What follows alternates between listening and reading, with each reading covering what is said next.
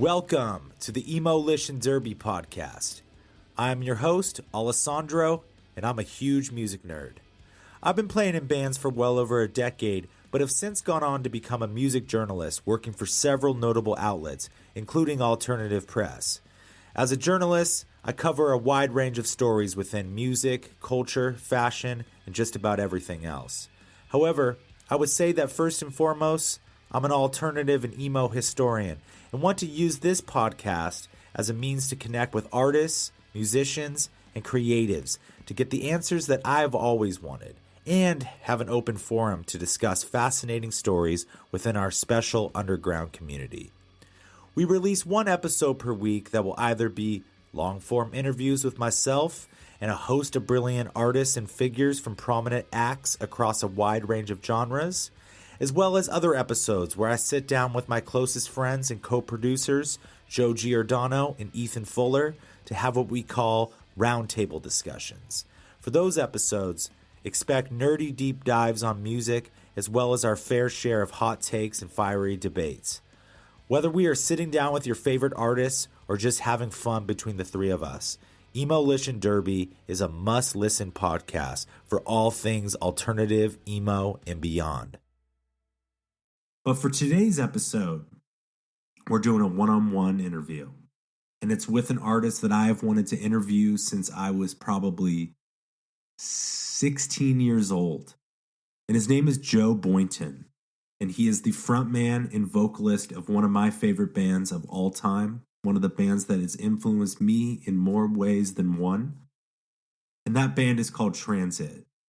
Transit was a band that sort of started out in the pop punk and hardcore kind of sphere of things, but ultimately went to so many different levels of success, genres, different styles, and really had a very whirlwind career throughout their, relatively short career as a band. They did end up, playing together for about 9 or 10 years. And during their career, Transit would release 5 studio albums. And, they really kind of rose to prominence with their third release, which was Listen and Forgive, which was an incredible record that kind of combined 90s emo, math rock, little bits of shoegaze, pop punk, whatever you want to call it, Midwest emo. That would probably be the biggest kind of through line throughout all of it. And one of the things that people really gravitated towards was frontman Joe Boynton's very honest, transparent lyricism, his emotive and evocative vocal style, and then also kind of the dual vocal style between him and their late guitarist and primary songwriter, Tim Landers. And so in this conversation, I sit down with Joe Boynton to kind of discuss how Transit came to be, those early days of the band forming in Boston and the suburbs of Boston, the North Shore of Boston, everything with regards to that, kind of where the band was at retrospectively between all 5 of their records. We unpack pretty much everything, where their headspace was at. And then we kind of get into the gist of things, why the band disbanded in 2016, where they were at during that time. And then we also do unpack the absolutely devastating tragedy of Tim Landers' passing. But we also talk about hope, and we talk about the impact and the influence and the power of their music. And then we also kind of get some light shed on if the band will ever do anything in the future. But that's not exactly the entire reason why we're talking to Joe Boynton, because Joe is also in an incredible new band called Narrowcast that he does with his best friend, Matt Morin, who also played in an awesome pop punk band, hardcore band, whatever you want to call it, Aviator from Boston, Massachusetts.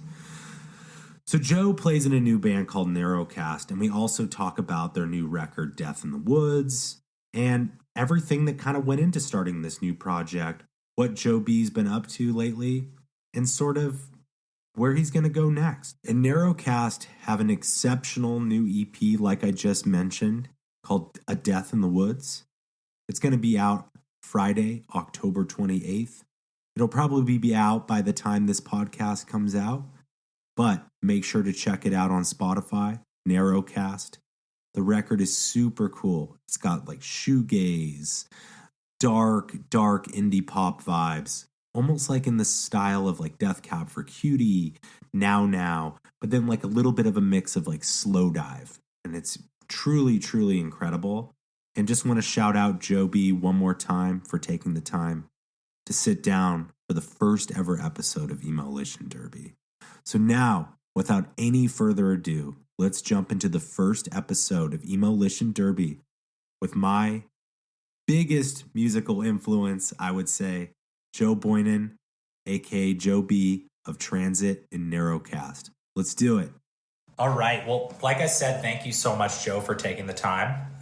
For anybody listening, I'm speaking to Joe Boynton, aka Joe B of the amazing Transit, Boston-based legends, genre-bending legends, I would say, have made exceptional records. I believe 5 full lengths in total.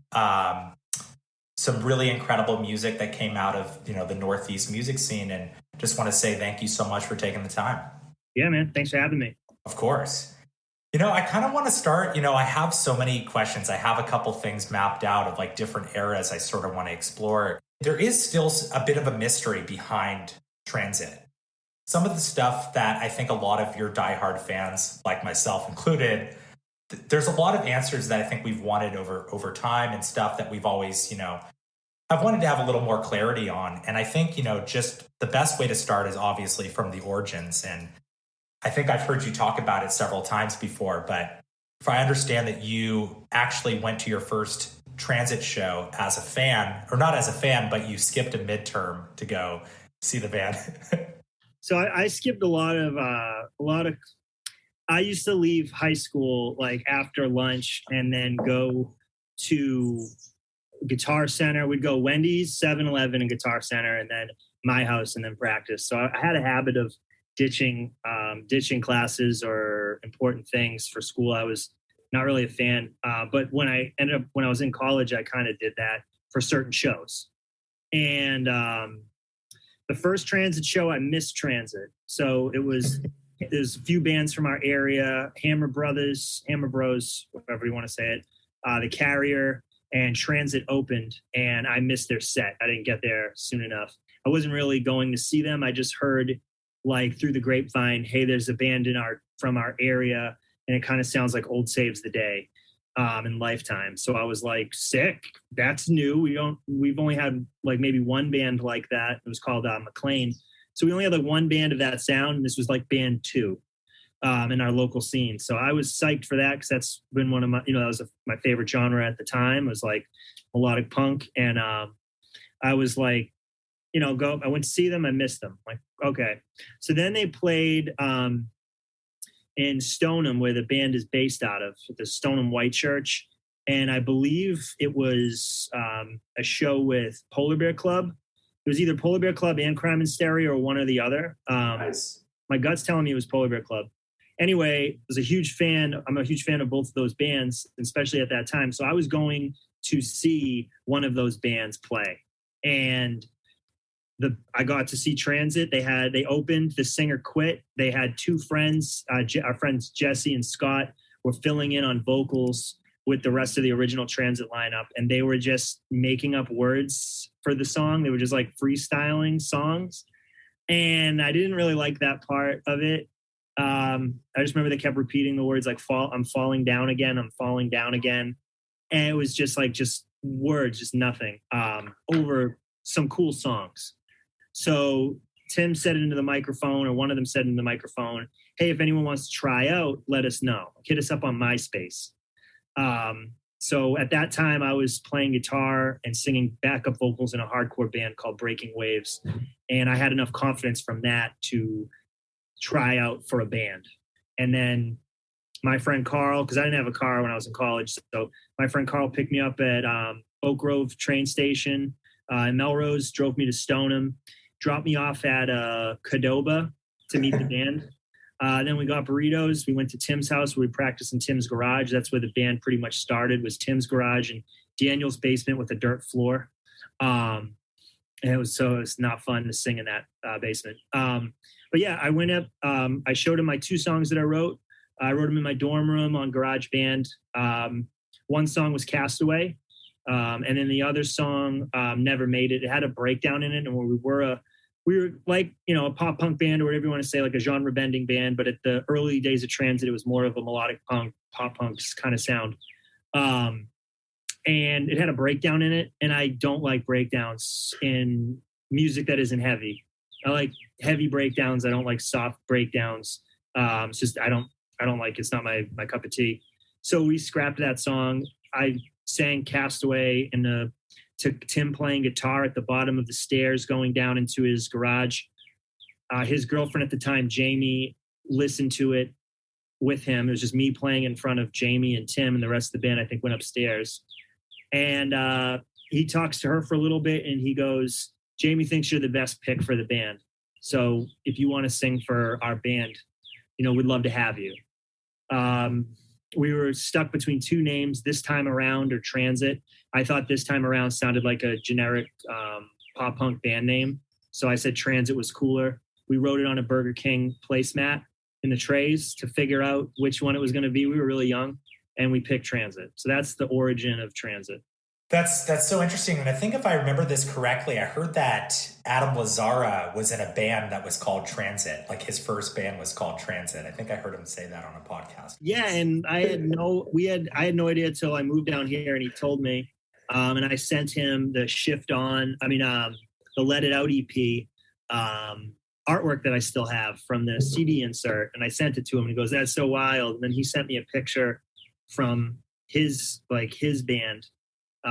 Which is so weird. We had no idea. I don't know where Transit came from, where the name came from. I always looked at it as transitioning, like kind of never staying in one place and just like being an open-ended band that didn't have to do the same record. I always wanted to do a different style record each time. And I know Tim did too. So Transit to me always meant just moving forward, I guess. But I didn't name the band. I just picked between the 2 names. No, it sounds like it worked out perfectly. Of course. I kind of want to jump a little bit to kind of the era of like when you were starting to write This Will Not Define Us. And I kind of want to know about the era from like writing that record, because there are some really like very classic songs, like For the World's on that record, Rule of Nines, which is my personal favorite Transit song from that era. And I kind of want to know what kind of went into creating that first record, because if I understand, were you still in school at the time? And sort of how did that transition? Like once you made the record, did you know something was there? Because obviously then you signed to Run for Cover and then everything else after that. But just kind of want to know about what was going on during the This Will Not Define Us time. This Will Not Define Us. Musically, I was listening to a lot of Mineral. I was listening to a lot of older Midwestern emo bands. I was listening to a lot of Get Up Kids, Sunny Day Real Estate, Further Seems Forever, Thursday, Lifetime. I could keep going on. There was a lot of bands that I was listening to during that record.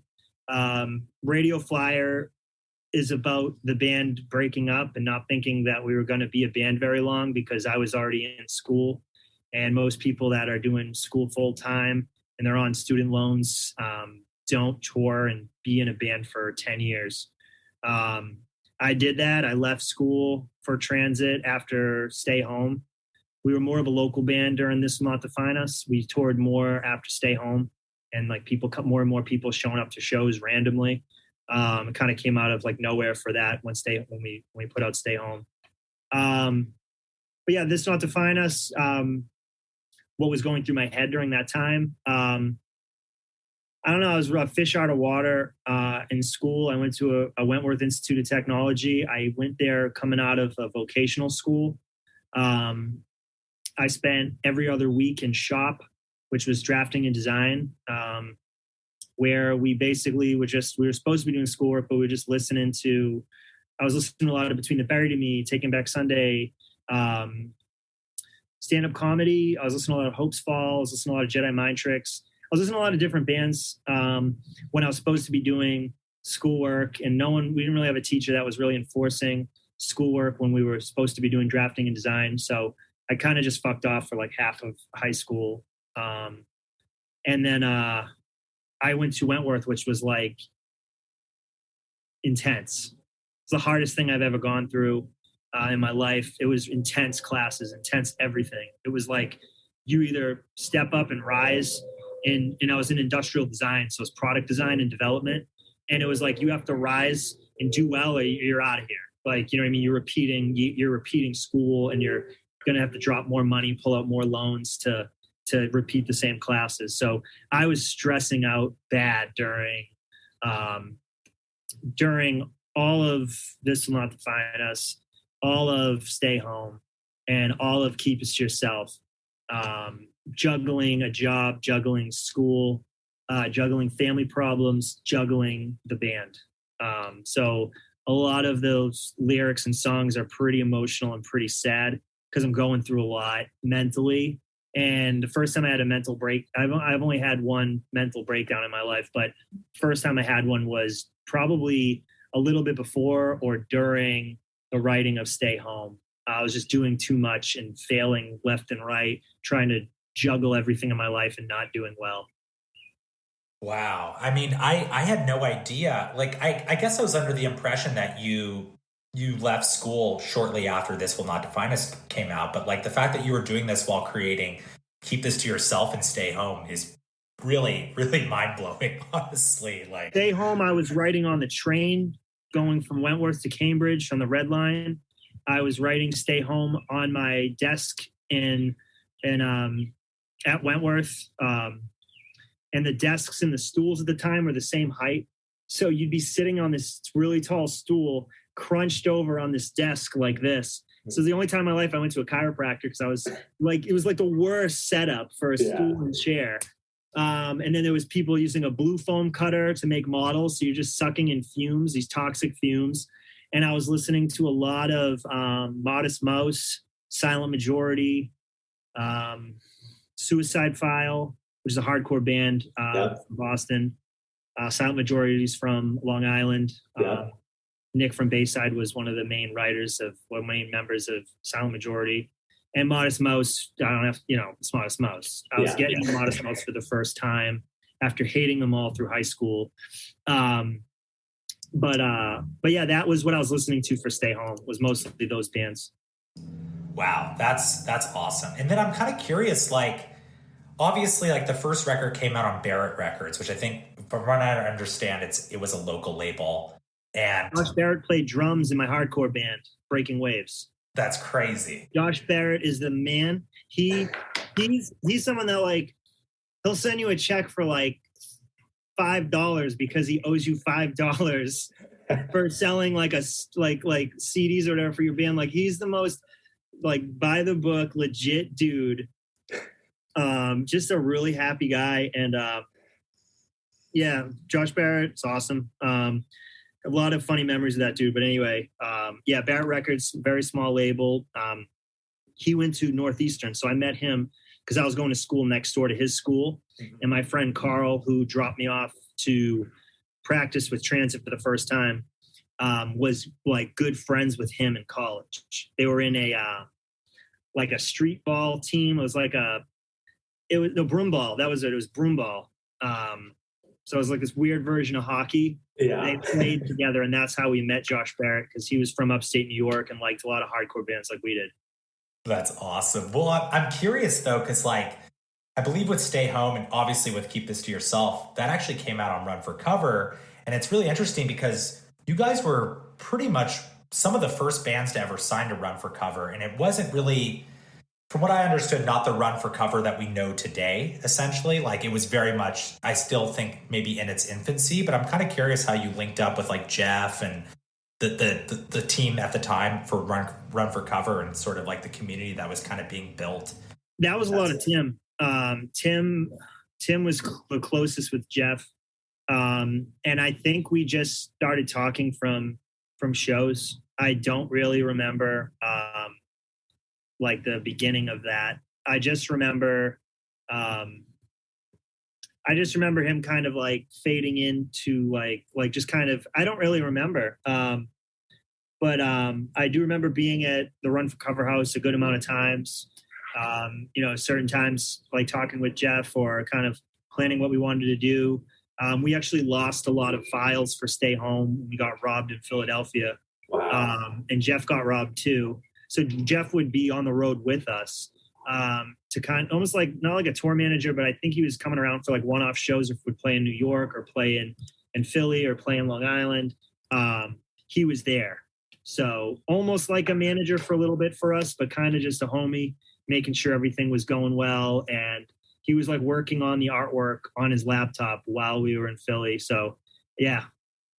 And then I guess with like Keep This to Yourself, you were obviously recording it with Jesse Cannon, who's an amazing engineer who worked with Steve Evans, which is a pretty amazing, pedigree to have under his belt. And, I'm kind of curious, like when you were writing that record, obviously you said you were really stressed, but like with like school and family stuff as well. But I'm kind of curious, like, did you really feel like with that record that something was starting to happen? Like, I imagine that you guys were probably starting to get close with your peers like Man Overboard, Balance and Composure and everything like that. And were you starting to kind of feel like this was kind of on the cusp of this new era of the scene starting around the time of that record? It was, I don't know. Keep It to Yourself was probably the most intense. It was so stressful for me because I thought recording that record was going to get me kicked out of school. Jesse Cannon would email my professor at the time, like page-long emails explaining to him that I'm going to school for art and I'm doing art and someone's paying for the time for us to be in a studio and produce art. So why would you kick someone out of school who's a real like artist? Yeah. When you're preaching art in school, like why? That doesn't make any sense. So Jesse Cannon saved me from a lot of heartache with school and keeping me in the band, because I've written songs on almost every album about the band ending because it never felt like it was sustainable with school, with family troubles, and life on the road. It was, I've always was holding way too much the whole time in transit, from the beginning till the end. Yeah, that record for me was just about being at a breaking point mentally and just trying to do as much of it into the songs. I didn't care about how the vocal sounded. I didn't care about notes. I just cared about unloading my anxiety into the songs because that's what I was feeling. And it was kind of a cry for help as far as an album goes. It's not my favorite record of ours. It is my favorite record for some of the lyrics, and it's my favorite record for the guitar work that Tim and Joe Lacey brought to the table. I thought that was one of the peaks of the band was the guitar work, and I wish that the vocals helped complement that more, but I was just more of unloading my life onto that record than sounding good sonically. But yeah, I'm proud of that record. I don't listen to that one very much. One of my favorite transit songs is Footwork, which is off that record. There's a Pig Destroyer reference at the beginning of the record, and I've loved Pig Destroyer for a very long time. They're one of my favorite heavy bands. What's the Pig Destroyer reference? I've been knocking on the door for so long that my knuckles bleed. That's a reference to a Pig Destroyer line. Really? Yeah, and there's a few other references on there. There's a local band that inspired me. That was my first favorite band of all time. My first favorite local band that wasn't like the Beatles. Like I grew up on the Beatles and Black Sabbath, and my first favorite band that was like a very small band playing tiny venues was called Our New Year. Yeah. So we named the song Our New Year, and it sounds nothing like that band sounds.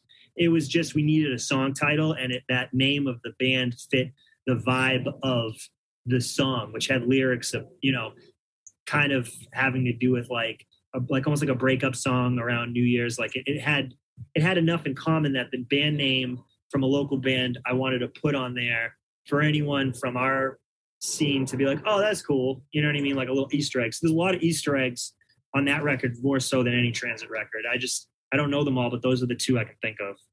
I would say that Our New Year is probably my favorite song on that record. And it's really cool to hear the Pig Destroyer reference on Dear Anyone too. Like when you mentioned that, because I never picked that up. But I thought it was really cool that you guys would actually incorporate the middle section of that song to lead into Stay Home live. Like, oh yeah. And That's so cool. Like, I thought that was so sick. That's all Tim. He was a master.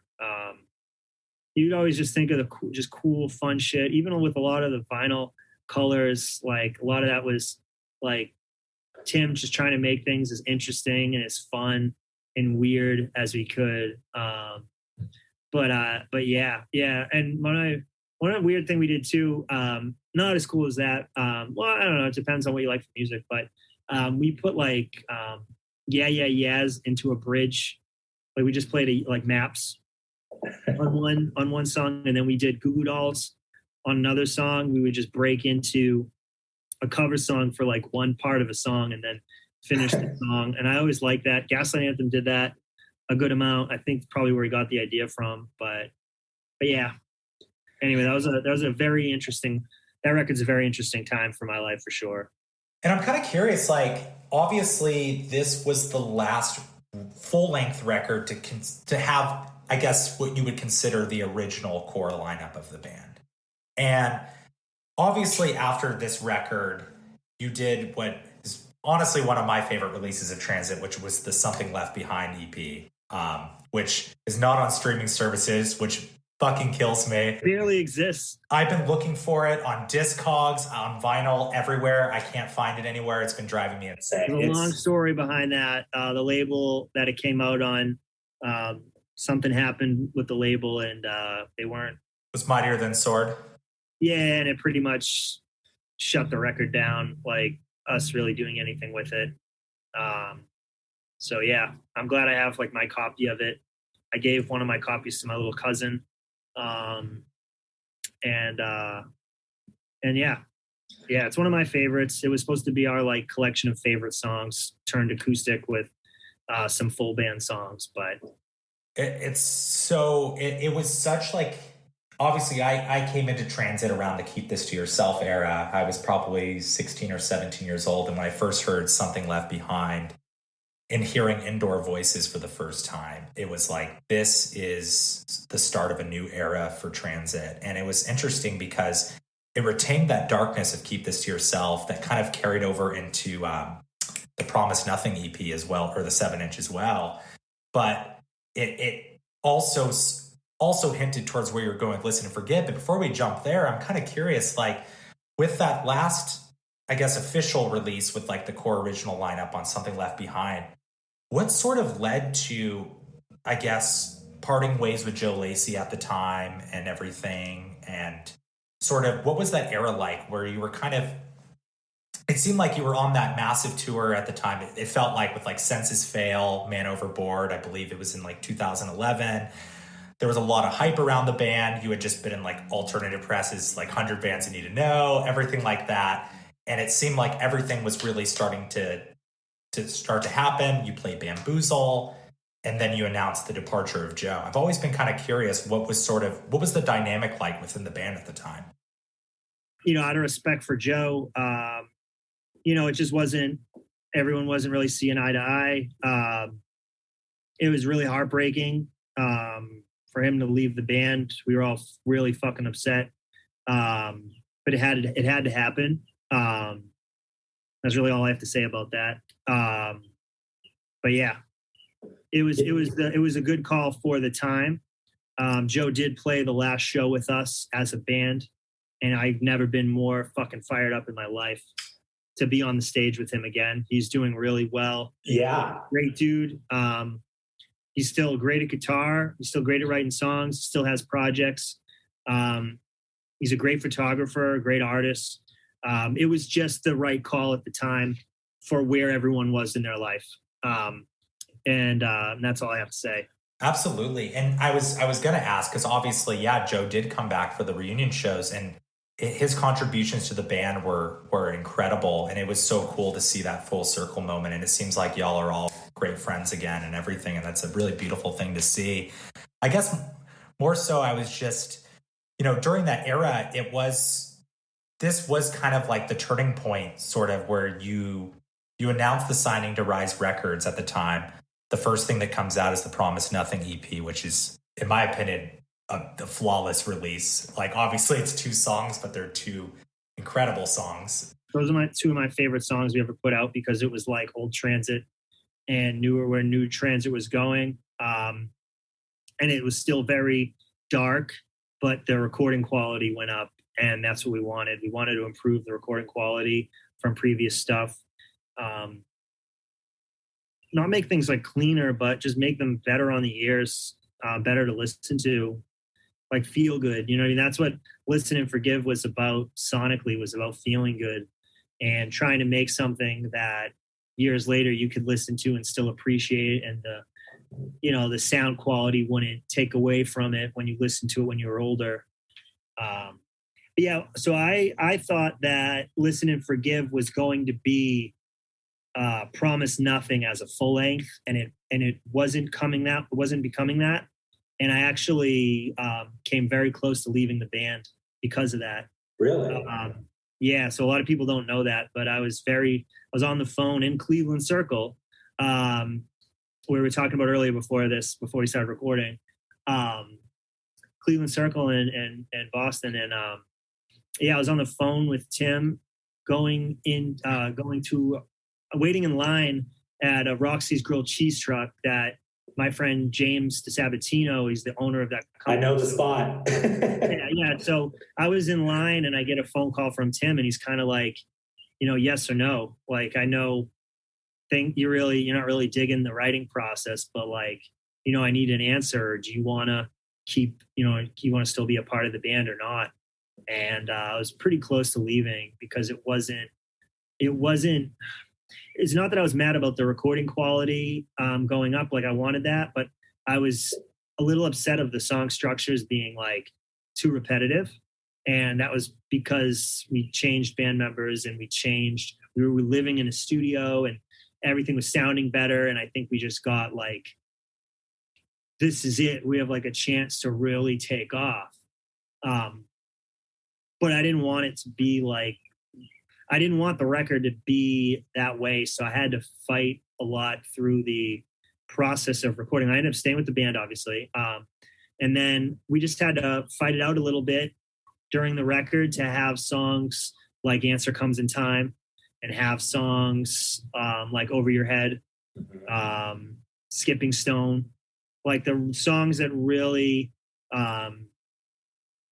hit emotionally was, other members of the band wanting those songs. And then the songs that are more like ABAB and really repetitive, other members of the band wanted more.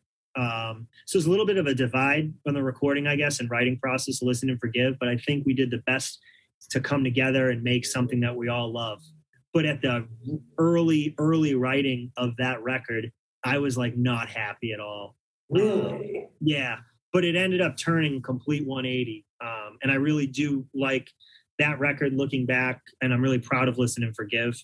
I think sonically it's one of our best records, but I didn't know that it was going to become that before we were tracking it. And with that being said, was it sort of like, because when I listened to it, the 7-inch Promise Nothing, it sounds like winter. You listen to, I think I've heard you actually talk about this in an interview before, where that sounds like winter. This Listen and Forgive sounded more like summer. Was it in many ways like you wanted winter, essentially, like you wanted to keep it darker? And was there any thoughts in your mind when you were considering maybe parting ways with the group, like, we just signed this record deal with Rise, like this is everything we've worked towards? Were those thoughts kind of going off in your head? Like, I never thought, like, I didn't really think I was going to ever do music in a band for 10 years. Yeah. Like, I was writing songs about leaving the band from the first full length.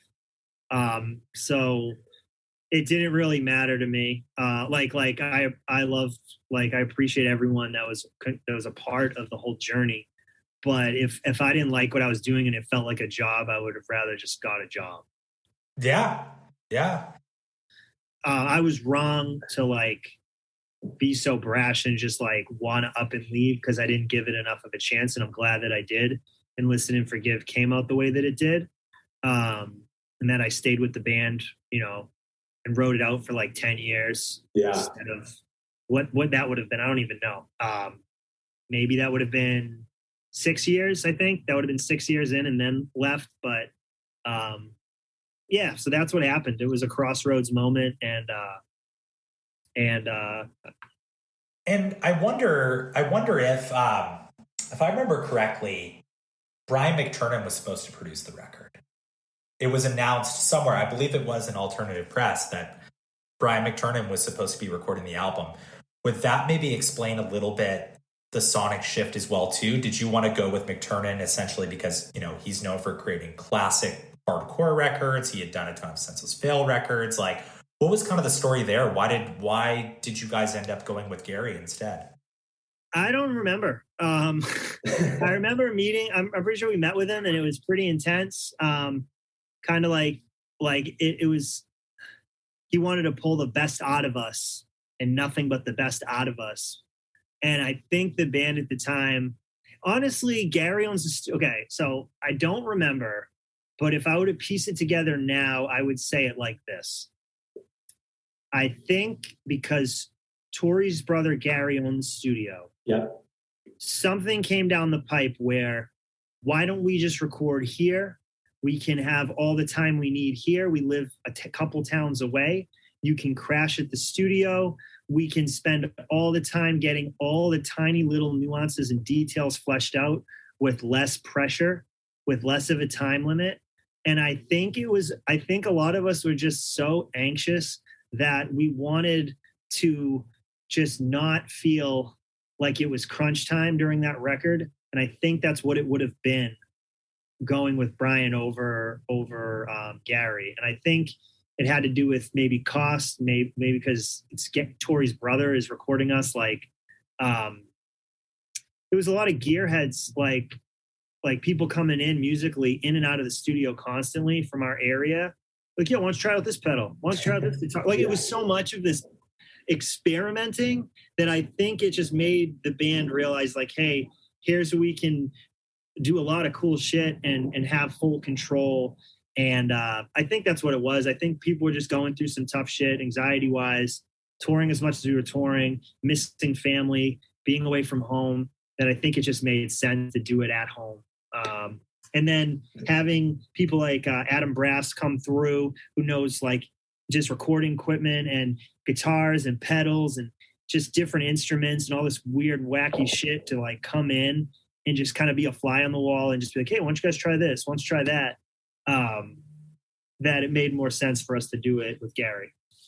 No, absolutely. I mean, I think the record sounds amazing. I think what Gary did with that record was, I think it's one of the best sounding records I've heard from that era. And I think it still holds up so well, just on a sonic level. I mean, especially like you guys recording it mostly live. I think a lot of the instrumentation was done live in a room from what I've heard. And I did a ton of takes. I don't think my voice was like fully there yet. I think I've took a long time to be comfortable. I think with the best my vocals were in the band was on Joyride, easily. But worst they were was This Will Not Define Us and Probably Keep Us to Yourself. But Listen and Forgive's in the middle. I feel like I don't have any cracks. There's no voice cracks like on the record, which in some genres that's awesome. But I think I held up decent enough, and we were going through some good microphones. So I'm still pretty happy with Listen and Forgive. But sonically, my favorite, guitar wise, no, sonically, Listen and Forgive is my favorite. Vocally, Joyride is my favorite. And then I don't know, Young New England's got the sequel song to For the World, which is probably one of the most personal songs I ever wrote, which is Summer Me. Mm-hmm. So that record has a lot of, I have really good memories with that record. And then overall, really proud to Stay Home. This Will Not Define Us has got some songs that are little sleepers and some that are I think still hold up pretty well for the genre. But yeah, that's kind of my take on the band overall. Well, it's funny, like before we jump into like the next era, which is Young New England, I think it's really remarkable that you bring up your voice, because I think if Transit had a singer, like I'm trying to think of a singer who was in a similar world, like Maddie from A Loss for Words, like really soulful, like beautiful voice. I don't think it would be the same thing. I think your voice was 100% distinct, unique. And I look to you. You mentioned bands like you like bands like Thursday. Well, Jeff Rickley is not like, like he's a great singer, but he's not like on War All the Time though. He stepped up. He brings the heat. Yeah, he brings it. But all the time he's hitting some notes that you're like, man, you're giving it everything. I'm really proud of him vocally on War All the Time and songwriting. That record got me through high school. That record probably saved my life. I went through some shit, and I think it comes through on a lot of the songs. But growing up, like I came from a pretty crazy home situation, and Thursday I would listen to them on my Discman, my Sony silver Sony Discman. Yep. Full Collapse, a burnt CD of Full Collapse going into War All the Time. And I listened to that on almost every bus ride while the bumps on the bus randomly made it skip. And those two records probably kept me on this planet Earth through high school. So, yeah, man. Anyway. It must have been really kind of a full circle moment too, because I remember the only year I ever went to the Warped Tour was the 2012 Warped Tour, and I went to both your full band set and your acoustic set. And during the acoustic set, Jeff Rickley played, I believe, right before you guys, like as an acoustic set. Did you get like a chance to sort of like speak with Jeff and sort of tell him what his band meant to you and everything like that? Or did you kind of keep it pretty chill? Yes and no, because the airport lost his guitar that he wrote all the Thursday songs on. Like he wrote the bones of, like, he was the bones of the songs. And then they're insane guitarists. That's one of the best aspects of the band. Yeah. Probably helps make the songs even better than what he's just doing on guitar. Yeah. But anyway, he lost his guitar on the way to Warped Tour and was super fucking bummed out about that. So when I met Jeff, he was super bummed out about losing his like baby. And he said that he really liked the lyrics and I Think I Know You. He didn't know the song title. He was not a Transit fan, but I remember that meaning a lot to me, that he said anything about the lyrics at all. Wow. So yeah, memories of talking to Jeff on the catering line and Warped Tour, just talking about school. I got picked on. I've been in a lot of fights through middle school, not in high school, maybe one, but a lot of fights in middle school. I got picked on pretty heavily, enough to not go to my town school and go to a vocational school of like 12 towns at one school. I went through a really tough time growing up, and bands like Thursday I related to so hard, like so much, that I felt like someone else in the world went through some shit, and they're doing, they're in music, they're doing well, like the people care about their music. They're a mirror for how people feel at the time, and a voice of other people. And I think that's why I wanted to be in a band, was for bands like Thursday. So that was cool. That's amazing. And after Listen and Forgive came out, you had the opportunity to tour with a lot of your favorite bands. You got to tour with Saves the Day. You got to tour with Bayside. You got to tour with Taking Back Sunday. You got to tour with bands like that were doing really, really well at the time and still are, like The Maine and all these amazing bands. And at that point, what was the dynamic in the band? Did you realize, okay, we made a great record?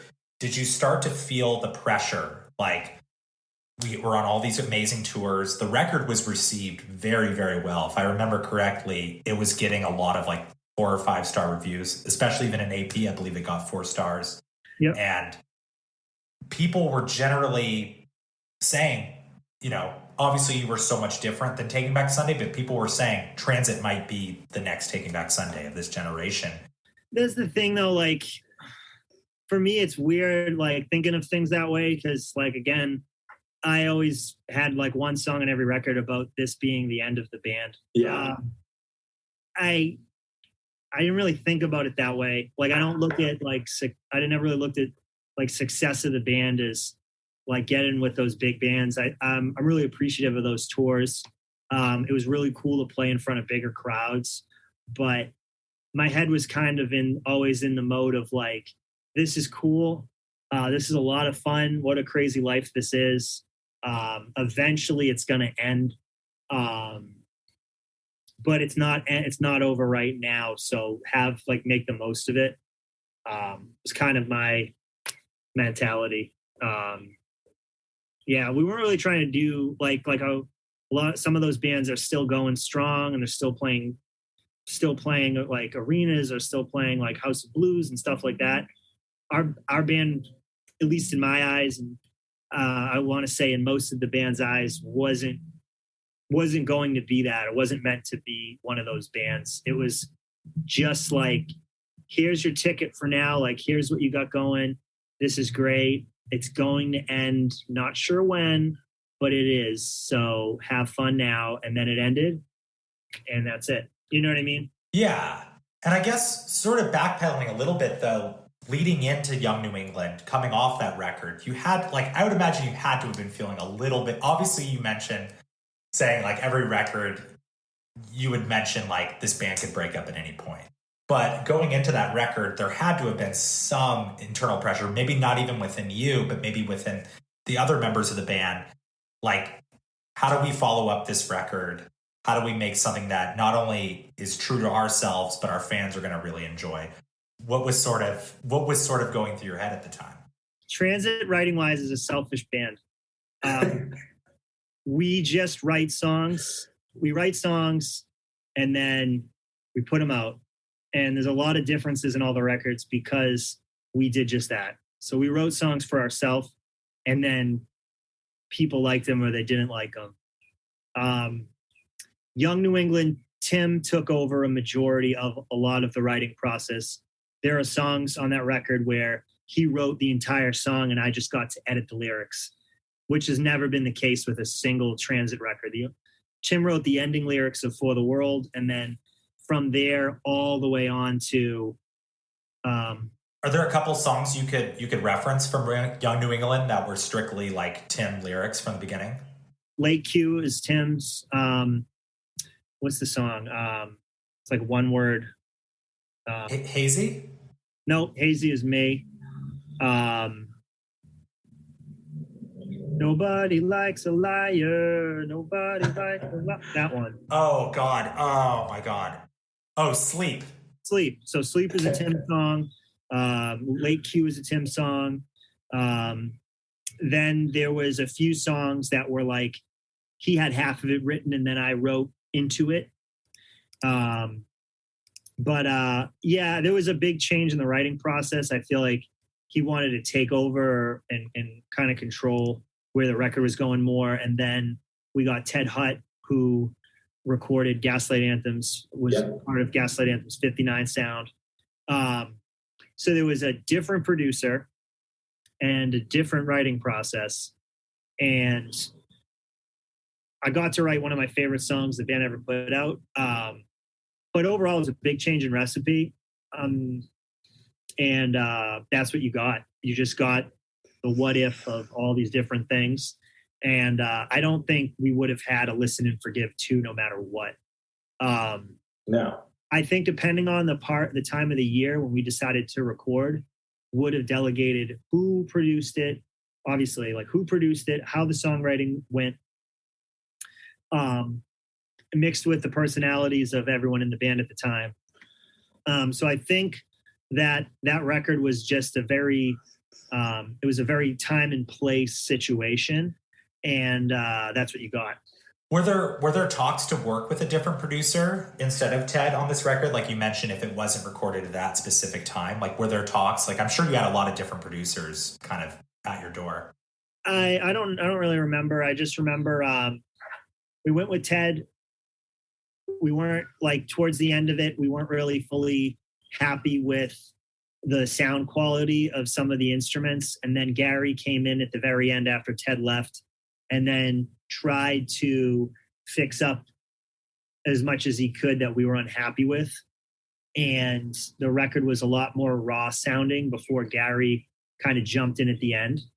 But yeah, I think that, I don't know, going back, I love that record. I'm proud of all the records. Like I said, going back, I think if I could have ideally put out a record after Listen and Forgive, it would have sounded like Promise Nothing, because that's what I wanted to do for Listen and Forgive, like a winter record. Like that's what I would have wanted. I think that's what I was expecting for sure. But I also don't want to say, well, I would have done this, because that's not what a band is. A band is a bunch of cooks in a kitchen. Like me with my project now, Narrowcast, it's 2 people and that's it. So we get to do more of what we love to do and exactly what our vision is. And there's less infighting and negotiating. Where with a band like Transit, you have so many different personality types that have the vision of what the band's going to be and what the record's going to be. And there's a lot more clashing of ideas. And I think it was a matter of time before we put out kind of like not an odd record, but like something different out of left field. But I always Listen and Forgive for me was left field coming out of Keep It Yourself. Keep It Yourself was left field coming out of Stay Home was left field coming out of This Will Not Define Us. They were all left field for me. So it didn't really feel like that crazy of a change. I bring up this concept a lot with different artists that I've talked to. And funny enough, the first person that kind of brought it up to me was Jacoby from Papa Roach. I was hanging out outside of a show and I know him through a bunch of different friends. And we were talking about. I was with him in like November of last year, and we were outside of the Whiskey, the Go-Go. And I'm outside and I bring up their second record, which was that record with like the baby on the cover. And it wasn't as critically acclaimed or didn't necessarily resonate with the fans the same way. And he said, yes, that's because that's our fucking Pinkerton, like referencing like the Weezer Pinkerton record, essentially.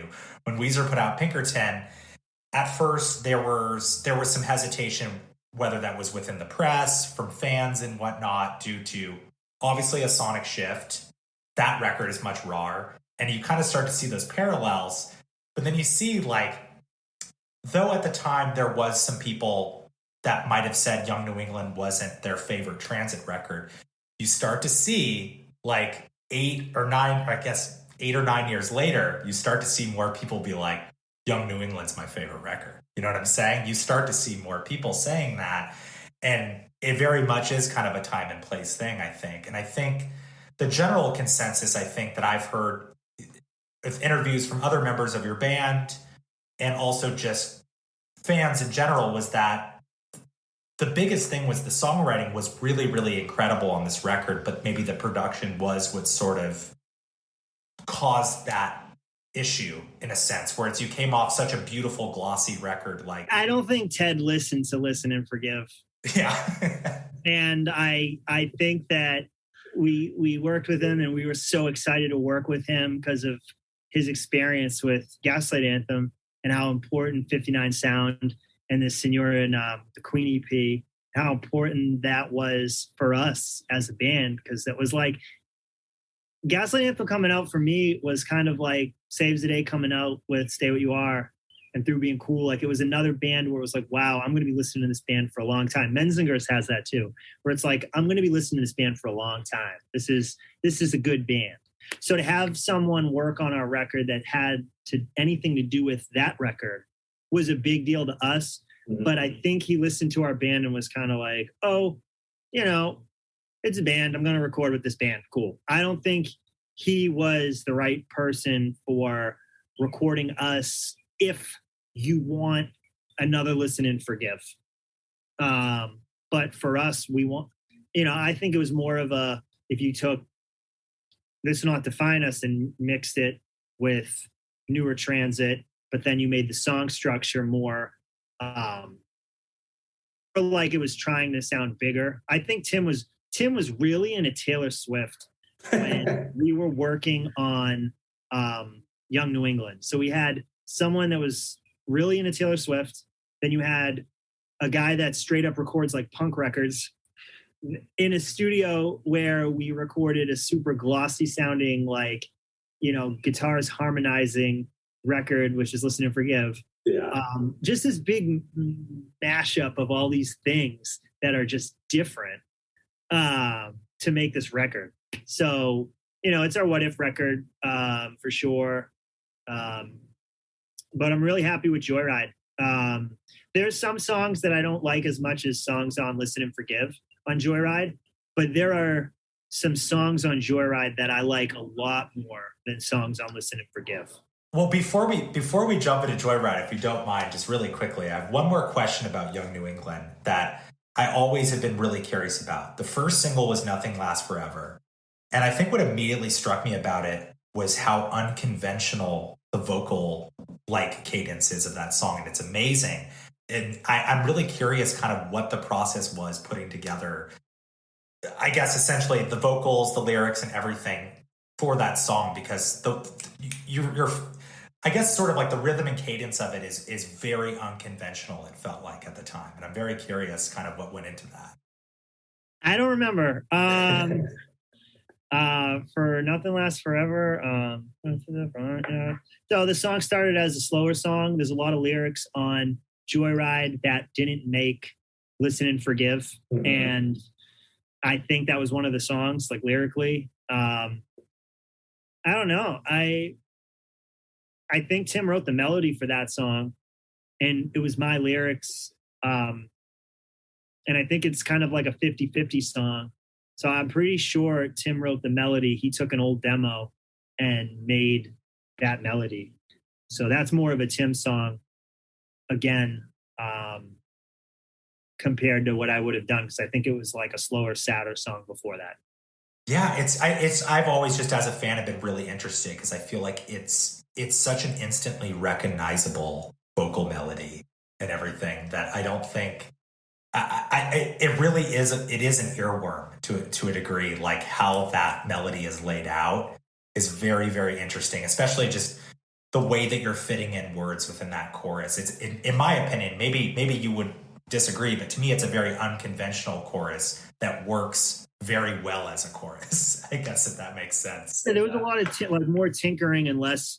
I feel like Listen and Forgive was more about these like moments where everything kind of stops, and then there's this really sad line or a really like relatable line, and then the song just kicks on. And I feel like with songs on Young New England are more of us experimenting in different song structures and just kind of trying to make these songs new again for us as a band. Because if we were a band that, and I don't want to name names, but there are bands that cater where they're kind of like giving fans what they want and making a product and putting it out there. And if we did that, I would have quit the band immediately. Like we couldn't do that. Even though we have a lot of pop sensibility in Transit and things do sound very catchy and fun, that doesn't mean I wanted to just make music that I assume people want. I always I treated it like school. Like I came from design school where you're always trying to like evolve and change up and throw curveballs. You know what I mean? Like, so I think I wanted to do that, and I was so drilled in my head that I was completely like fine with how different that record was. But yeah, we used to spend so much time in the studio writing and recording, and then a lot of the vocals for the last 3 records that we put out, a lot of the vocals were recorded super late at night because we always had a habit of just focusing on so much guitar and just spending like an entire day on guitar, and then super late at night. All right, Joe, you ready? And I would be exhausted. Yeah. So I don't remember a lot of stuff that I should because I was just so fucking exhausted. Yeah, I mean, it sounds like that's a recurring theme. You were very overworked during your time in Transit. Like, yeah, I felt. I mean, everyone was, but I feel like what I love about recording now is we have all the music done. I go in, we start early, I record, I'm out.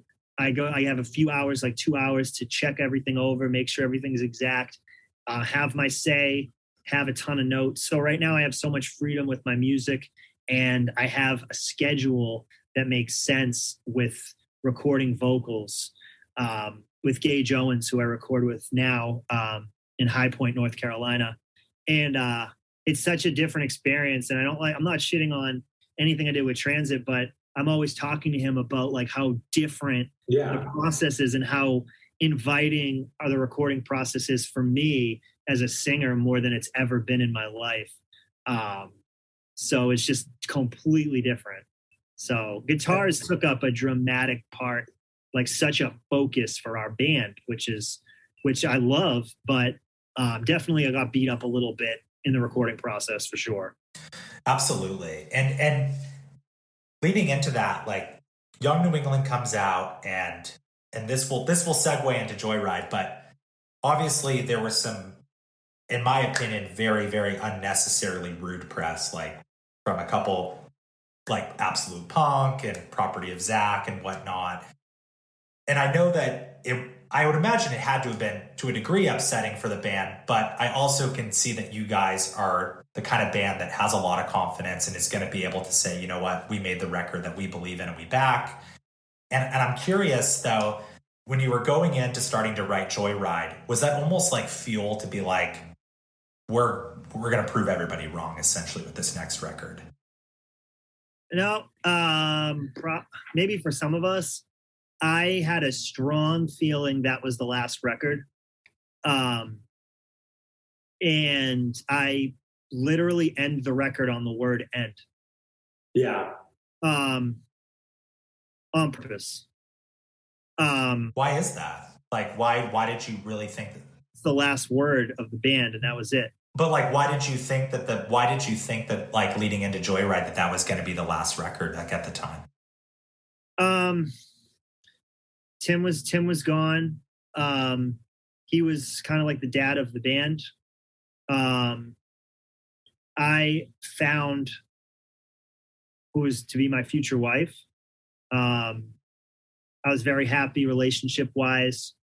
I've been out of school for so many years for the band, and I put school on pause for so long.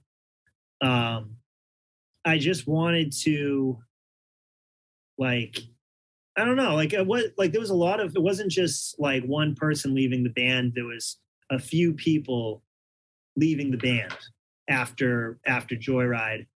And are you kind of comfortable sort of like, it seemed like the split with Tim happened right after the Heart Attack tour, if I'm not mistaken. Like, and it seemed like, if I understand, Tim recorded guitar on Joyride, but eventually it was re-recorded by Tori, from what I've heard. Or yeah, so Tim is in the writing process of Joyride on a decent amount of the songs.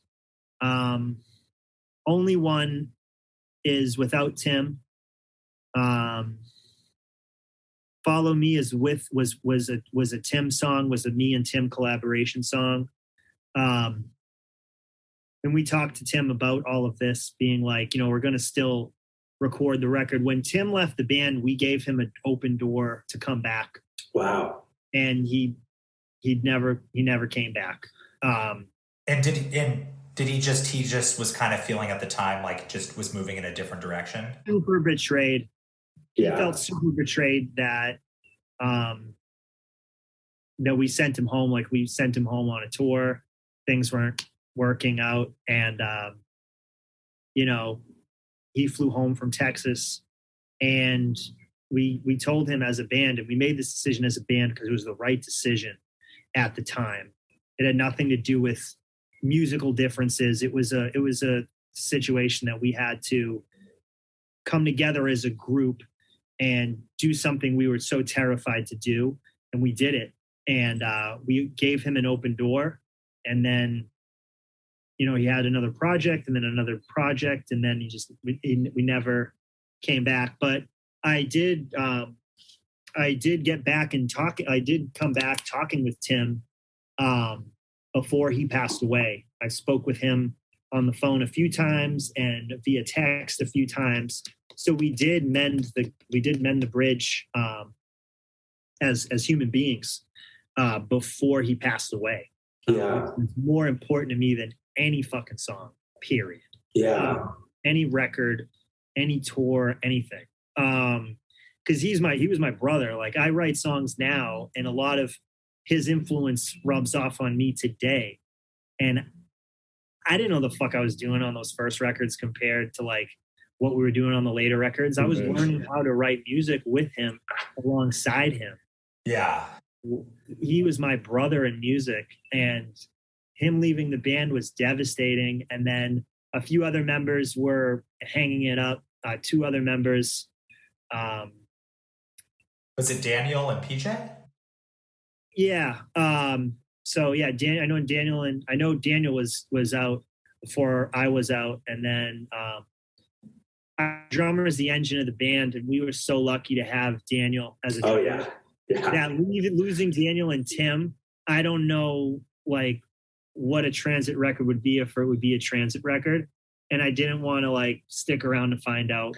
And I really wanted to own a home one day. I own a house. I have a baby.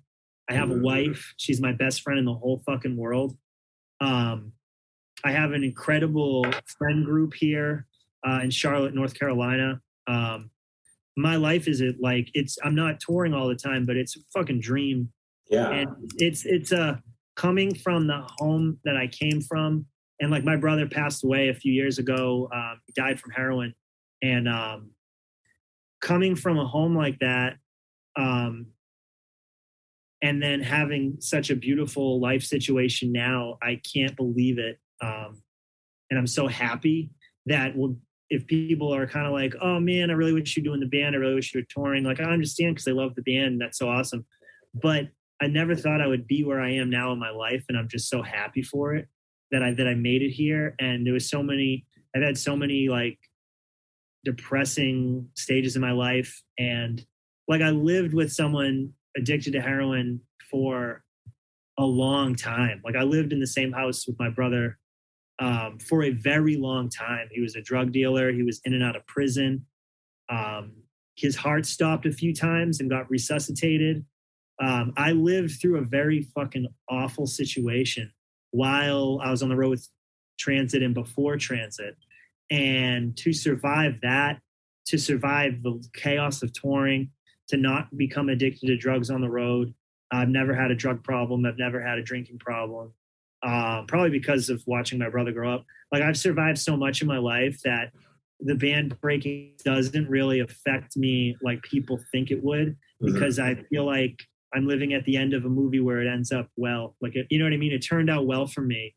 And yes, I don't get to tour anymore, and that sucks. But like, I have so much to be thankful for in my life. And like, I don't want anyone, that listen to Transit to ever like worry about me, because this is like the best case scenario. Yeah, absolutely. I mean, it totally seems like that. I mean, I just got to say, I'm so happy for you. And that's such a beautiful thing to hear. Just like the peace that you found and the beautiful family, having your first child, like, congratulations on all of that. That's the most amazing thing. And the best part is you still have that legacy of everything you did with Transit and everything you're doing now with Narrowcast, which we can get into in just a second. But it's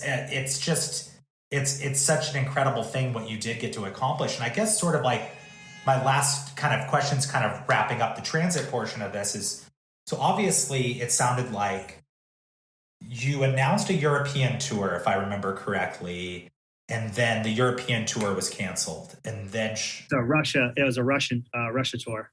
Yes, exactly. And it kind of seemed like shortly after that, it was like, okay, we're going to reschedule it. I think you guys played a holiday show with A Loss for Words or something like that. It was just me being over on the West Coast being like, that looks like a fucking awesome show. I wish I could be there. And it seemed like right after that, shortly after that, we got the announcement that this is the final Transit tour.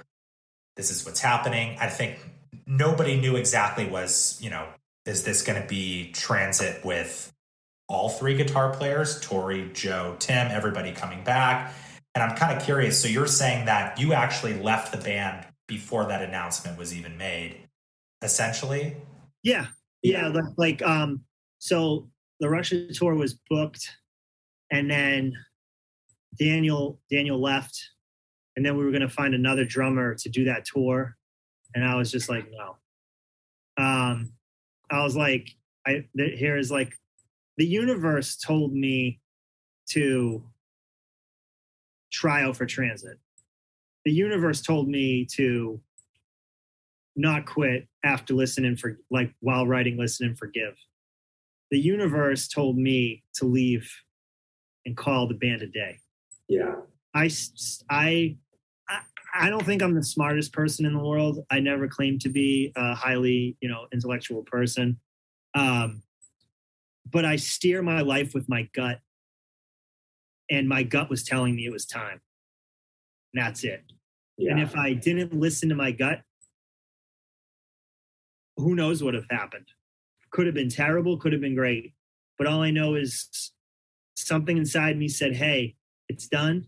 And I listened, because listening to it is what got me such an amazing experience for being in transit. Exactly. You know what I mean? Yeah. And I don't think I would be as happy in my life right now if we kept it going after that. And I just, I don't want to be in any reality right now. I wouldn't want to be in any other reality than the reality that I'm living in right now with my family and my home. My ability to work on music exactly how I want it. Like, I'm working on songs all the time, and it just makes me feel so good. Like when Transit first started in those like earlier records, and it's not the same style of music at all, because I'm not the same human being. Like I'm a totally different person now in my life, being older and living in a different part of the country. And yeah, man, you just got to listen to your gut. And if you know something feels wrong, you gotta listen to that, or you're not in control of your life anymore. So yeah, it just felt like the right time. No, I mean, everything happens for a reason. I mean, as cliche as that is, like everything worked out in the way that it was supposed to. And I guess just the last two questions about Transit specifically that I want to touch on, if you have just a little bit more time. I kind of want to know about I've always been curious about this with other bands. What was the day after the last Transit show like? That's my first question. What was the day after, if you can remember what that felt like? You got off stage, you wake up the next day, you're no longer in Transit anymore. I had to work. Yeah. I was working. Yeah. I was working, saving up money, building my ticket out of Massachusetts to live in North Carolina. It was just one endeavor. And then the next day was just a switch to what's the next plan of attack? What am I chasing right now? And it was getting out of Massachusetts in winter, getting out of, just like how expensive it is. I believe in a lot of things that politically that like Massachusetts is known for. I am not I'm in the South, but I am, I would say I'm a very liberal person. But I needed to get out of really expensive, super filled with traffic, crazy winter wonderland. That's Massachusetts. And that's why I left. And there was just a lot going on. And I think I just focused on, okay, the band's over, save up as much as you can and move. And that's what we did. Yeah. I've been here for 5 years. Friend group here is amazing. I just love being here so much. I miss the food back home, but being able to be outside for most of the year is incredible. I have a backyard. I lived in like an attic space in a 200-year-old house in Salem, Massachusetts, during the end of Transit, going from Young New England and Joyride. I used to bump my head getting out of bed because we were at like the top of the house. We had a sink that was the size of an iPad. Like that's how much you could fit into the sink. It was like $100 Home Depot, like shitty kitchen sink. We were living in a rough situation. And she was my girlfriend at the time, but now my wife, Amanda. And I just remember we just knew we couldn't afford living there and being happy. And, and then again, I'm like still worried about my brother showing up. Like my brother was like a criminal and he was a drug addict and he's terrorized my life for so long. I was like, I got to get away from him. I got to get away from how expensive everything is. I got to get out of this apartment. Let's just save up every single penny we have and then get an apartment out of state and then save up for a house. And that's what we did. Yeah, I mean, I gotta say, I only spent about 4 months of living in Boston, and I absolutely loved it. But I avoided the winter entirely, and never have gotten to experience a Boston winter before. One of my first memories of being alive is shoveling my steps while my friends went sledding in the front of my house and being mad at my mom because I just wanted to. And she did let me eventually, but that's like one of my first memories, just shoveling these fucking steps like this grumpy man. Like, you ever see Manchester by the Sea where he's shoveling the spot? That's so real. That's shoveling that same porch or that same footpath every fucking week, and then getting a credit card to scrape off your windshield because you can't find your snow scraper, and it's 6 a.m, and then you got to park at work, dig out your spot because the plow plowed in your spot where you need to park, digging out your spot, parking, going to work. No one shows up because it was a snowstorm. Digging your car out after work, driving home, realizing you have nowhere to park. It is fucking awful. I love where I'm from because I'm proud of where I'm from. There's some people there that are incredible. Some of the funniest people, some of the most passionate people come from Massachusetts, come from New England in general. But man, am I done shoveling that same spot. That's how I felt about the rain being from Seattle. That's for sure. Yeah, like that was pretty unbearable. And the last transit question I have, and this is the final question for transit, this portion. I really appreciate so much your honesty and transparency with all of this. It means a lot to me, not only as a fan, but I know it'll mean a lot to your fans as well too. And I'm curious. Obviously, before Tim passed away, you guys were talking again, and it's so beautiful that your guys' friendship was being repaired, and it seemed like everything was. There was a lot of deep love. I think I remember you like sharing some text between you guys. Just off memory and not like showing it on screen, but like just kind of talking about Mineral and talking about lyrics. Yeah. Really just talking about Mineral and his side, all of his projects after that. And it was just a lot of love, like me talking about like, telling him what I told you. Like, I feel like I write differently because of the way, because of working with you and vice versa, and appreciating like what I contributed to the band. But that was really about the gist of it. When he called me, I didn't have his number saved. He had a new number and I didn't know who it was. And I was doing that thing where you're like, cool, man. Hey, yeah, how you doing? And you're just trying to figure out who the fuck it is and not be rude. Yeah. Years had passed and I remember realizing it was Tim and I almost like pissed my pants. I was like, oh my God. So you guys hadn't talked in years at that point. Yeah, in years. And I did call him. I reached out probably about 3 or 4 times, and it would just go to voicemail. And then I got to a point where I was like, you know what? I know I reached out. I know it was only 4 times, but I reached out, and that took a lot of time because of how betrayed he felt and things that he may have said that like got to me or got to us through our mutual friends and stuff. But I remember I reached out a few times and I got to a point where I was like, you know what?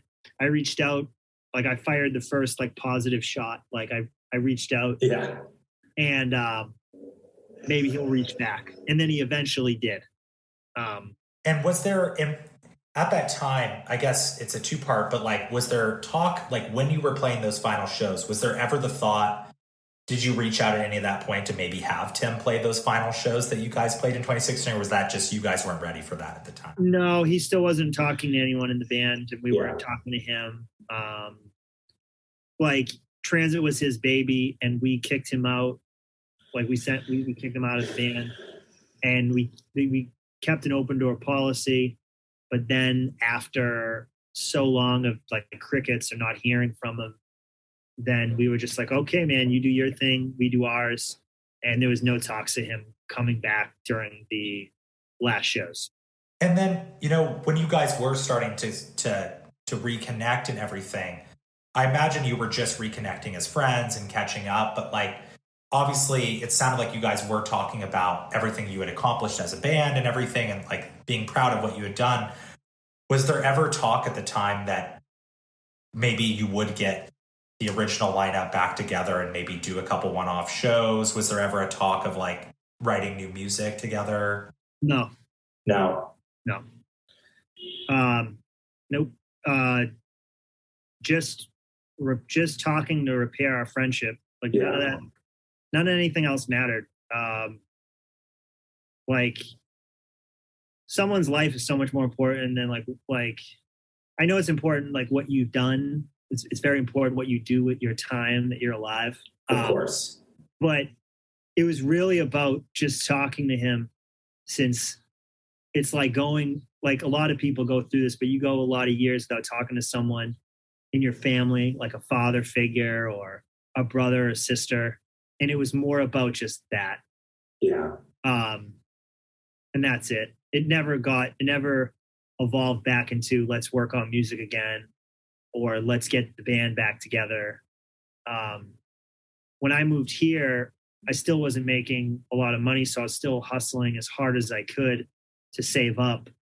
So I was so focused, tunnel vision on paying the bills and buying a car and, you know, having a somewhat normal life situation that took over my life. And then I've really just been with Matt, since it's like a studio project with narrowcast and we're just writing and recording. I was still getting my fix of writing songs and not feeling that gigantic empty space in your life when you love writing music and you don't. I will write music as long as I can for the rest of my life. It's just coming out slower because I'm paying for, me and Matt and I are paying for everything, and we're putting our money into everything and our time into everything while working jobs. And it's a lot slower of a process, but we're loving every minute of doing it. And we're talking on the phone, talking with Matt every day. So I don't really have an empty space from not being in transit anymore, because I still have my fill with the music. I just love making music, man. So I'm still making music. I'm happy making the music I am. We just recorded an EP. I'm so fucking happy with what's recorded, and the narrowcast songs that are out now are not. They're not on the level of what we just recorded, in my opinion, of like what we wanted to achieve sonically, lyrically, everything, vibe, especially vibe. So I feel like what I just recorded is one of the best things I've ever recorded in my life, and I'm very proud of it. So my stomach is very full right now. That's so exciting. Yeah, so my stomach is very full right now as far as being a musician and being a writer, and I just cannot fucking wait to put out the next release. It's not going to sound anything like Listen and Forgive or any of the Transit records, but the last time I was this like giddy about a release was probably Joyride or Listen and Forgive. I put a lot of love and care, or probably Stay Home. I can't think of a single thing I would change on this next release for narrowcast. And I think when people hear it, they're going to be able to hear that, like what I'm saying. But it's got one of the most, my brother passed away a few years ago, and I went through a really dark point in my life. And I poured a lot of that emotion into this EP. And we're already starting to write the next thing. And now I feel like I literally wrote these songs to get myself into a healthy headspace of a family member that was abusive to me mentally, but also my fucking brother. So I poured that energy and that anger and that just loss into my music with this record, with this EP. And I needed it to evolve mentally and become more at peace with my person, with who I am. And that's why this is so fucking important. So that's the next thing.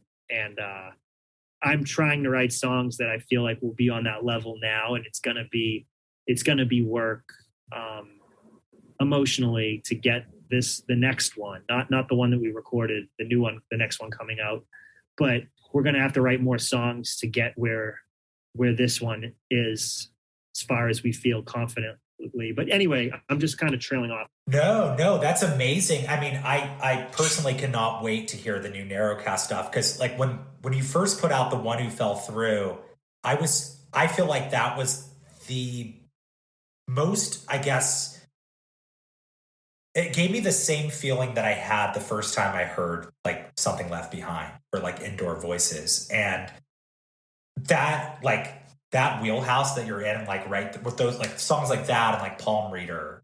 I don't want to give anything away of what it's going to sound like, but it's very dark. So I feel like The Ones Who Fell Through isn't really dark. It feels like the ocean to me. It feels like I got really into yoga and then wrote a song, because that's kind of how that song came out. I was really healthy when I wrote that song and very clear-headed, where with these songs, I'm more in a really dark, crushing place. And it's a lot more dark, a lot more negative. There's one song on it that's pretty happy, but it's just kind of it's kind of like a curveball in the record to break it up, and then it gets dark again, and then the last song is very very fucking honest. Yeah, so the last song on the next EP, if you like old Transit and you like really fucking honest, like sad Joe B, I guess, you're gonna really like the last song on the narrowcast, the next narrowcast EP, which I don't have a name for it yet. Well, we have two names. We have to figure out the names. We have to figure out for sure. And then music's done, masters are done. We need to get artwork done, and then hopefully put something out. We're thinking it's going to come out in the fall. That's like perfect. I feel like your music, just everything I've heard you do, sounds like perfect during the fall. And I'm hoping that's like the exact same, like what you're describing already sounds perfect for the fall. This record is dark, water, graveyards, smoky, desert, I guess, for me on one song, but you probably won't hear it. Maybe no, forget that. It's no desert. Colorful. There's color. There's a lot of different colors in it in my head. And then kind of weird where you get lost. It's definitely going to be a fun one to listen to driving in the car. And then dark and woodsy, and then back to bright, kind of like bright, rainy fields. And then just, yeah. So it kind of is different. It's a little, it kind of goes all over the place, but the way we're transitioning the songs, it just feels so natural. Like when you put a mixtape together, I don't know. I don't want to just go off on a tangent.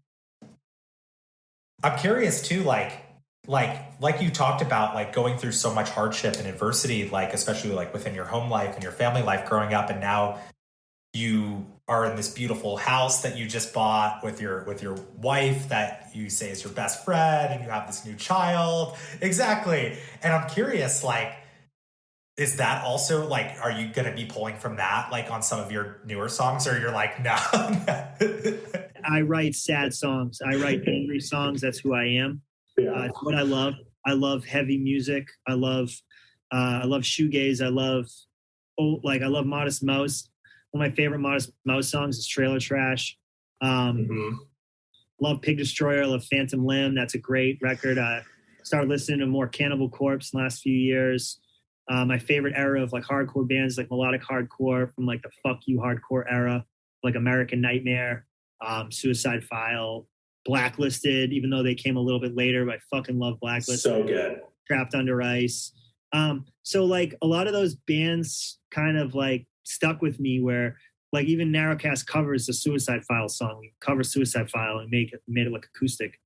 So like, yeah, I don't want to write happy songs ever.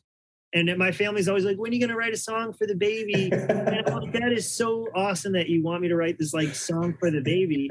And she has her own like goofy, silly songs that I write her, you know, like not, I don't record them, but she has her little songs throughout the day, you know, like a tub song or whatever, where, you know, whatever we're going through. But no, there's no happy songs ever.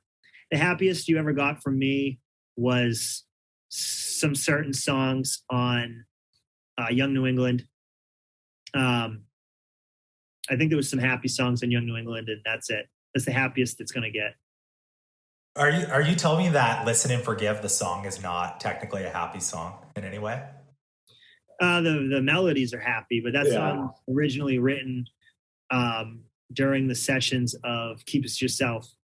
And it wasn't, yeah. So there's a lot of happy melodies on Listen and Forgive. And that was one of the reasons I was like thinking of leaving the band.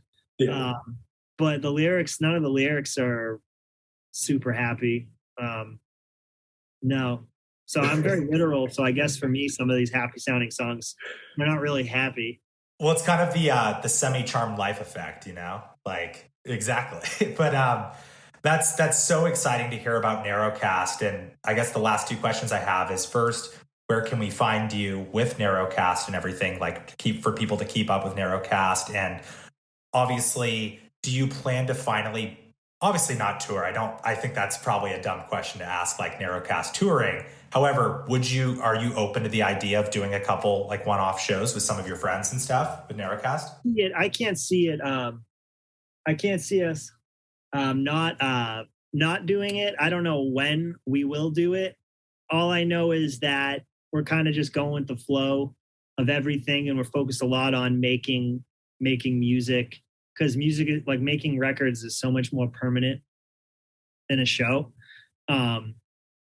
But I can't see it not being a possibility in the future. I mean, COVID was really I was starting to practice with some people with some friends down here to play shows, and then COVID hit, and then COVID hit, and then Amanda got pregnant, and it was just this a lot of factors of no way does it make sense to play shows right now. But I'm not saying no. I'm just saying we're not practicing. We're not practicing a set anytime soon. We're not planning on that. But yeah, it's just so crazy. Being a dad is nonstop. Nonstop. You're no days off. Yeah, that's what I've heard. Yeah, from many people. No kids myself, but I can only imagine. But I mean, that's so amazing that you get to have this amazing family life, and you're still getting to create music that you love and connect with people that you love, and still have this incredible legacy. And now you're building a new legacy with not only this new band, but you're building a new legacy with your family and everything. That's such a beautiful thing. And I guess my last question, and I think any Transit fan would probably kill me if I didn't ask it, and feel free if you don't want to answer this, but I have heard that there is some unreleased Transit stuff that you guys have. And I can imagine with how prolific of writers that you are, Tim was, Tori was, everything, Joe, everybody else. And I think I've seen Tori mention it before that there was some unreleased Transit stuff that, has there ever been a talk, and I don't know if it's held up with Rise Records or anything like that, or whatever you're contractually obliged to, but is there any talks of sort of releasing some of that unreleased music? I would say the best song that people don't know about, I believe it's called Don't Bury Me Away. It's on there's an acoustic Joyride vinyl. I can't find it. Where do I get it? I believe it's the one with the car.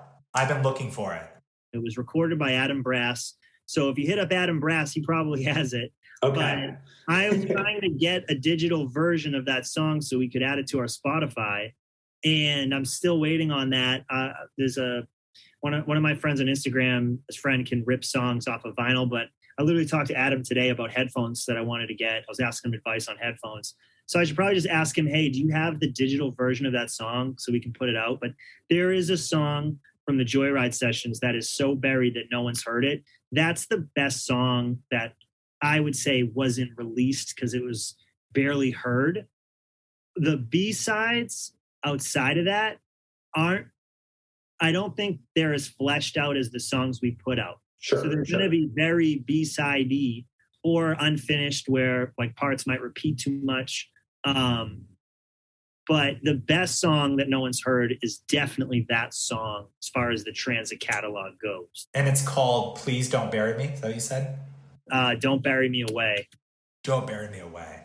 Because it's been a thing where I remember when that Joyride 7-inch came out and I went to go order it and it just wasn't available. And I was like, fuck, I missed it. And so I've always have been curious. Don't Bury Me Away. There's 3 tracks on it. It's Saturday, Sunday, Too Little, Too Late, and Don't Bury Me Away. That third song is a solid Transit song. Barely anyone's heard the song. There's no digital version of it anywhere on the internet. And I think that's the best place to start. As far as songs people haven't heard, that's the one. And I'm curious, this is, I promise, the last question. And obviously this is a tough one because Tim was so integral to what this band is. And I think, and everything you've said about him is just so beautiful because I consider him to be the most inventive guitar player to really come out of whatever we call this scene. I mean, the stuff that he was playing was completely leaps and bounds above many of your peers at the time. And I think many ways bands would say this, and bands that I'm sure your friends and peers would say, like, there wouldn't have been maybe a story so far without Tim Landers' guitar work. There might not have been, or to what we've heard now, or a Knuckle Puck or anything like that. And the way that he was blending Midwestern emo with like those Modest Mouse parts, the pitch harmonics and everything. And his contributions were so integral, but obviously the other 5 of you in the band too brought such beautiful compositions to the band. And I'm curious if there ever, I remember when Bane broke up, legendary Boston hardcore band, they were like, we would maybe come back if there was like a benefit show or something, if we ever needed to within the community, or if all of our friends came back.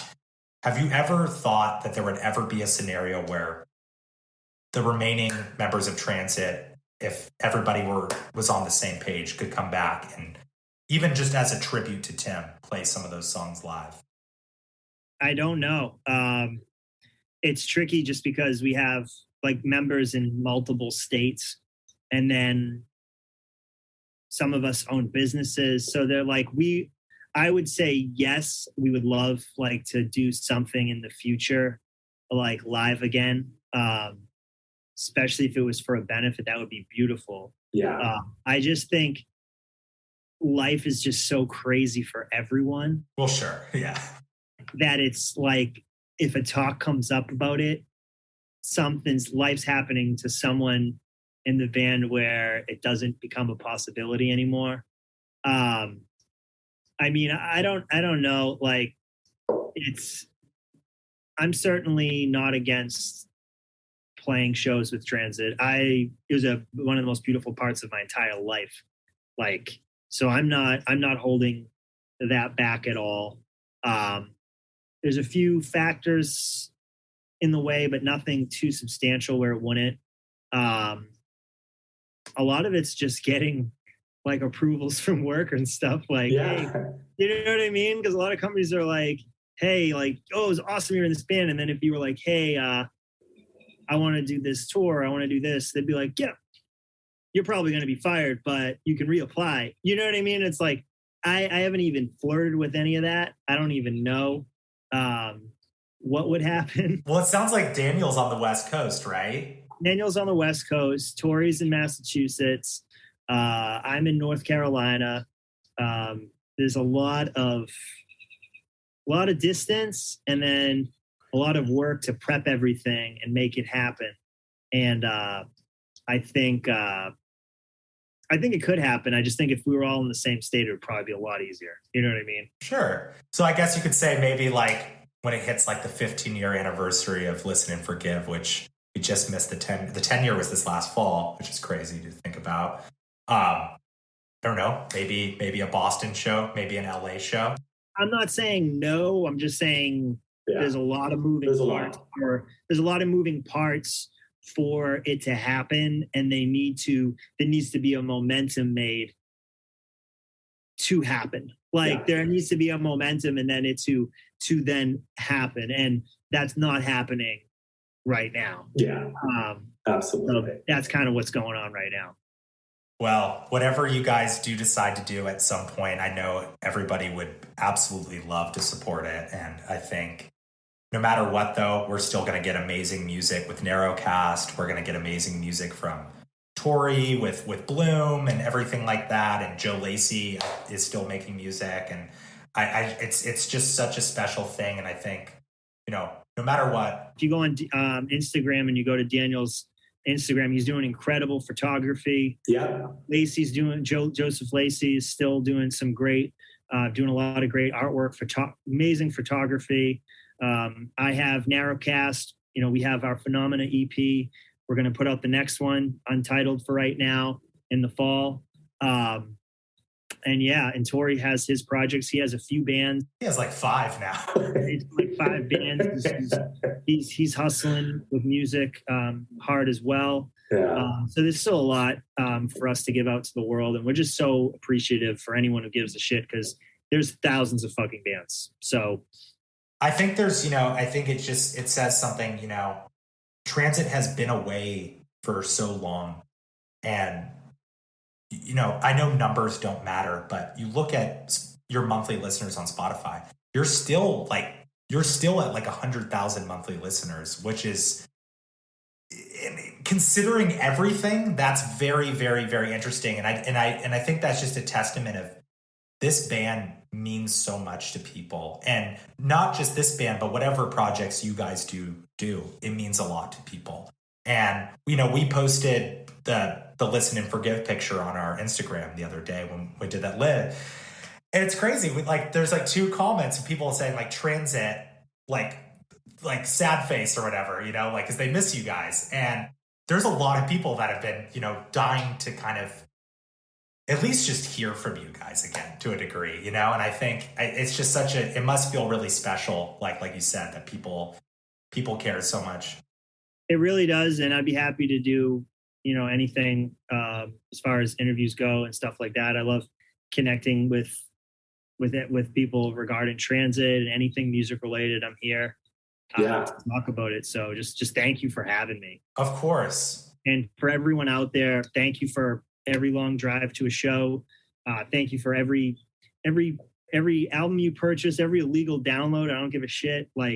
Thank you for putting gas in the tank, having a kind word, crowd surfing. We had a kid break his arm in one show.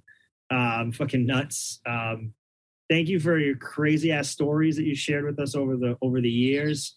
It meant a lot. None of us take it for granted for a second. There's not a day that goes by that I don't think about transit, think about those shows, thinking about those songs. It's always there. It's a part of who I am as a human being. And I'm just so thankful that to experience that with you. So just thank you. Thank you so much, Joe, especially for taking so much time out of your evening, and definitely want to let you go now. And, I can't thank you enough. And this has been truly an honor to get the chance to speak with you about all this. It's a very full circle moment for me, honestly, because like I said, Transit is like hands down one of my favorite bands of all time. Awesome, man. Well, definitely have me again. That'd be great. Yeah, absolutely. Well, thank you so much, Joe. And I'll let you get back to it, man. Have a great rest of your night. There you have it. Another episode in the books. Thank you so much for tuning in. If you enjoyed this episode, please share it with your friends, family, and enemies. Additionally, feel free to leave us a review wherever you listen to this podcast. It goes a long way, and it helps us keep the show rolling. You can follow us on Instagram at EMOlition Derby to stay up to date on upcoming episodes, Q&As, exclusive content, and more. Thanks again, and we will see you next time.